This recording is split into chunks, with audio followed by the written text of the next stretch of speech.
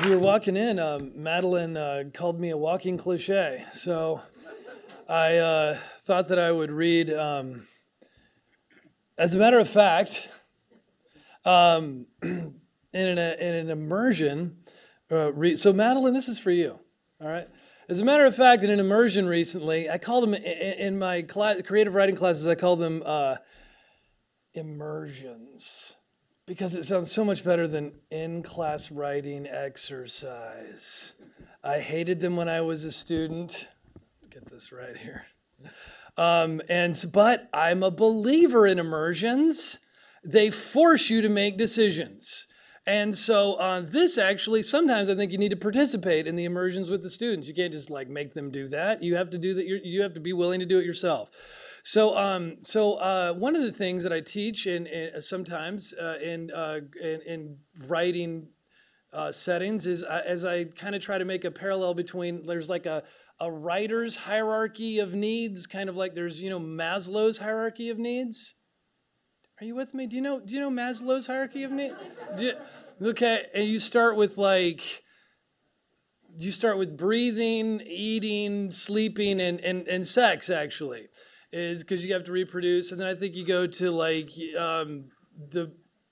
I forget actually what the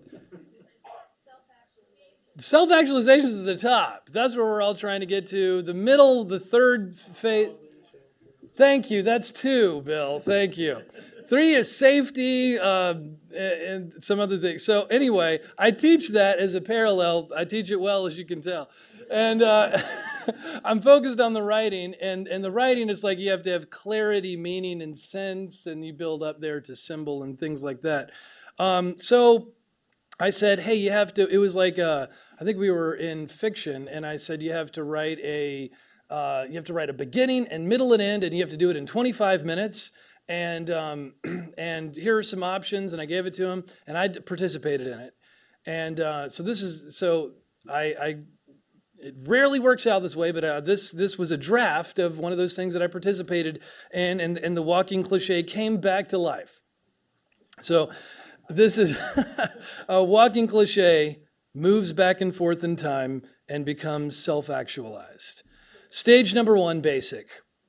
The cliche has no idea where to begin. He toots his own horn, but to no applause. He cries, but is viewed as normal. No, he wants to say, I weep for the womb. I long for home. Where have I come from? Who are these strange beings? I'm Cynthia, Cynthia says, stripping off his diaper. Did baby go poo? The cliche weeps, though he knows not what for. Already he has no idea if this is a condition of nature or nurture, of spirit or flesh. Stage number 2, safety. Although he has never seen his father, the cliche is now a walking cliche at last. His mother works 3 jobs, and to one of them barefoot in the snow, past a Budweiser processing plant, and through a nuclear fallout shelter. Though all of this is merely a story he learns about in the past. In the present, Cynthia babbles on her cell phone, and the cliche romps around in the mall playground, pleading, watch me, watch me. Stage number 3, psychological. The speed walking cliche is always in a hurry. He has everything down to a science, though it's art he's after. The next great thing. Wears his hair long, styled with must bangs. Smokes pot before he whips out his axe and writes a song a day for a year straight. He's built a huge fan base, has a long succession of girls parading to and from his bedroom. Only now, in his final year as a philosophy major, has he learned that nothing satisfies, just like the Rolling Stones knew all along. Her name is Cynthia, though this is purely narrative coincidence. Her eyes twinkle like the stars. They marry. He names her moles, compares the way they cluster to galactic constellations.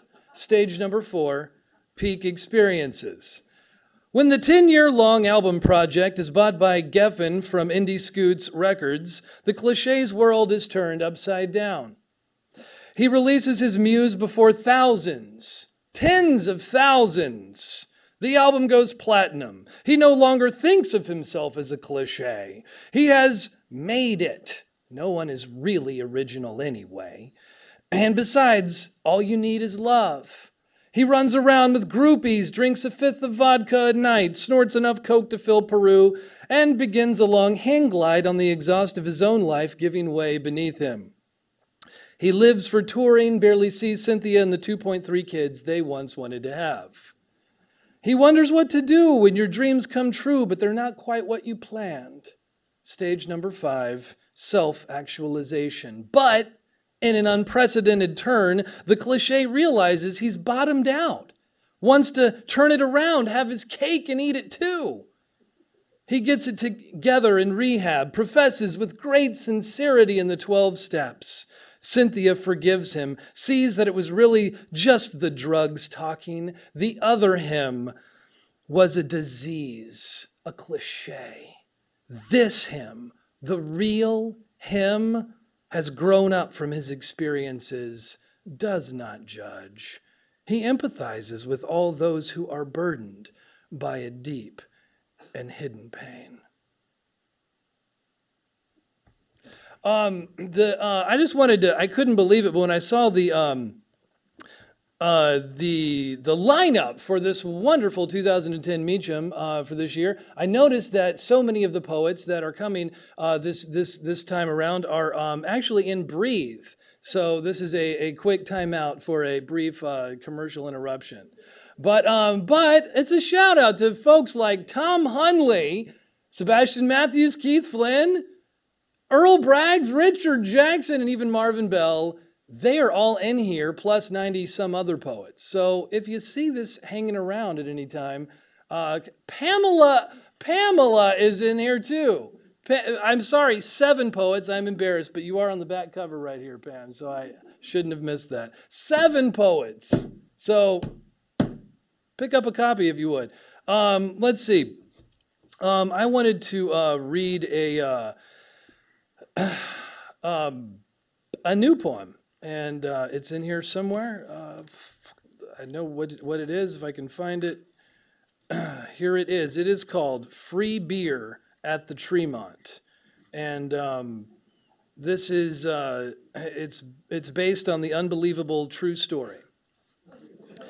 Free beer at the Tremont. It's only one beer handed out in those pear-shaped pilsners, so you can taste sunshiny orange golden brightness on the front end and the moderate bittersweet malt hoppiness on the back. But who cares? It's Brian, Gadfly Brian, whose goal in life after making money is to know as many people as possible. And who cares, because tomorrow's your birthday and it's free beer. Not to mention it's 7:26 on the Thursday, which means witching hour. Fighting through the 3-kid dinner aftermath, baths and bedtime trials, and all skipped out on by a single hour at the Tremont. You've got your brownie points earned with Shelley, who's just defended her dissertation on gratitude, and that's what you're feeling as you pull out with Brian for free beer. Things have been weighing heavy on your mind today. Man's search for meaning doesn't have all the answers. Tending your family is no more the sum total of what one does for purpose than Candide's tending his own garden. Your buddy Stan from college, who quit writing poetry to become aggressively theoretical because he says that's the best kind of fiction there is, says your restless search for truth-telling is charming, if a bit naive and earnest. All this you're trying to put out of your mind as Brian tells you that Apple stock is not quite growing as predicted, which he bought in at 86. 86, Chad. He got out by framing this as business. His partner is a salesman and is drinking the free beer with a purpose. Persuade the New Belgium rep to let them be the Pilsner logo maker. Sunshine Enterprises. Logos on pens, ashtrays, t-shirts, boats, pear-shaped Pilsners, your girlfriend's tailbone, you name it. The Tremont is packed and you don't know anyone, but who cares? It's free beer. And the New Belgium rep turns and says, there you are, and hands you a free beer. And, well, tomorrow is your birthday, and the front end of the beer is sort of orange, sunshiny, bright, and maybe he should have been, even if he wasn't expecting you. And here you are. Maybe that's all the truth there is, like wherever you go, there you are. And you follow Brian over to his logo printing partner who looks vaguely familiar and startles you by saying, hi, Chad. And you shake hands with this stranger who just named you and you say, hi, remind me? Remind you of what? He says, letting go, looking around and laughing at his big joke. And he won't fill in the blank. So in the overblown amber gold haze of the Tremont, you yell, your name, Chris. So here you are standing with Brian and Chris while they discuss the deal and how Chris is on his third free beer. Brian sees Laura across the bar and you decide to follow rather than be left with Chris. But Brian gets stopped by Emily and you stand there wondering if in fact maybe you aren't here. If maybe, after all, you're circa 1988 and like back at one of those desperate underage high school parties, or circa 1990 when tomorrow it'll be 20 years to the day, when your dad releases you into the wild world, the exact day you turn 18 and onto the parking lot of the college you were accepted into on probationary status, islanded without a car and 3 hours from Richmond. Only now it's legal to drink and you have a car, and so you bail after 15 minutes and a single free beer. With the free pear-shaped Pilsner as a memento, and you go ahead and crank some aggressively fictive music and tear back in and surprise everyone back so early to help them get dressed and ready for bed. Let's see. The next one is The Guts. The Guts, another new poem, The Guts. So you're thinking, who the hell does he think he is with all this dust and worms stuff? I mean, let's get down to brass tacks. How about a little real life? Making fun of how writing isn't an historic occasion. You figured that out in like Mrs. Freely's 11th grade English. Mrs. Freely's boobs, now those were historic. I bet Shakespeare never used words like boobs in a poem. And besides, he knew when to stop. This whole thing, where is it headed? No plot, self-serving, yada, yada. Who has the time? There's Yankee tickets to order. And was Courtney laughing at your jokes or you? You're wishing now you had the guts to cut to the chase and tell it like it was when you caught her looking at her watch. You might have. But you assumed she was for real. Took her at her word, and now she hasn't responded to your email all morning, and you know for a fact she's good about getting back because of all the pre-date back and forth, and you met on E-Match, for God's sake. Look, the poem may be forcing Courtney on you, but you've got other things in mind. For instance, your Facebook profile pic. It needs changing back to the shot where the sun's shining on your thinning hair and it's cast in this magical, overexposed, angelic sheen. Geez, is the poem still here? You'd have already left if not for some vague reason, which is really your own issue. But you can't stop something right in the middle. Just up and leave off. At the very least, you can say you'll have done something with your time, which is more than you can say about some people. The poem sure isn't in any hurry, but as it does seem to be approaching some kind of bitter end, you're taking one for the team, holding out for something real to punctuate your experience. God, Mrs. Freely's boobs were something real. A lot of it had to do with the timing of the boobs. How young and ready and willing you were when confronted with them. Also, hello, that thought about being ready for something when it hits you in some special way, that was your own, not the poem's. In fact, it came in spite of the poem. And so does this. Rounding the literal bases with the literal bat, and that time you nailed one on the sweet part against Knudsen, and watch that hot shot stare in disbelief as it cleared the left center McDonald's billboard. It's over? For God's sake. Hello, it's called life. Get over it. All right, one more to torture you with. And that's it comes in a new I don't know, what do we call it? It's a new book that's coming out. These are the proofs, and it's from Q Avenue Press, and as I understand, there's reason to buy it other than just for the book itself. Like the first 5 people to sign up and buy it on Friday get a free translation of Horace's satires. Is that right? Did I say that right? I didn't put that on you to have to say, Sebastian. All right, something to that effect. So step right up.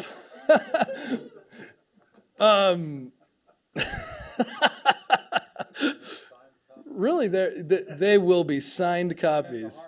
Yes. Oh, no, I don't know. They won't be signed of Horace by Horace, but you got me there, Bill. I don't know. Let's see. Shall we? Let's move on because you got one more poem and then you can get out of here and use the bathroom and stuff. Okay. This one I thought recently. My middle son, he's 5 almost, and he's as often apparently middle children are. He's very imaginative, and apparently recently in his pre-K class he was asked, "What do you like to do with your family? What do you like to do?" And he said that he likes to play with his pet bird, and he likes hunting with his daddy. We don't have a pet bird, and I haven't been hunting since I was 13. But this story is actually about that time that I went hunting. So it's called Allegory of the Jay. Once, when I was a boy, a strange thing happened. Dad took me, against his will I know, hunting beneath a swollen Mississippi sky. It was the 19th day he'd been sober, and Mom had pestered him for weeks about taking me out on some forgotten land her daddy owned. Dad was no hunter, and I have no idea why she thought this was a good idea. We parked by an oil pump, its head bent forward like a T-Rex drinking the spent earth. I wasn't old enough to have such thoughts then, but I was swelled up with pride to be holding a gun side by side with my old man. I hefted the rifle, lining the barrel with the sight. An arrow of duck streaked across the treetops, and I tried to nail a miracle, a long-distance shot that would have proved I was either a great eye or damn lucky. I was neither. I hit nothing. A day, it seemed, no small game would die. Then I saw it, perched on an oak's bough, tremulous above the water, naively chirping. I shot and missed, but, stupid bird, it didn't fly away. I shot again and winged it. It fell, a single wing flapping. I shot and missed, shot again, but still it fluttered like a busted blue harpsichord. I lined the sight a final time and squeezed. An astonishment of feathers, blood, dust rose up from the pond's center. I couldn't tell one from the other. A series of small ripples lapped against the banks. Bottom feeders surfaced, each mouth an open O. Dad never said a word. All these years since, having never hunted again, I've wondered why I shot it in such cold blood. And now I know. It's because I had a point to make. Because I could. Thank you.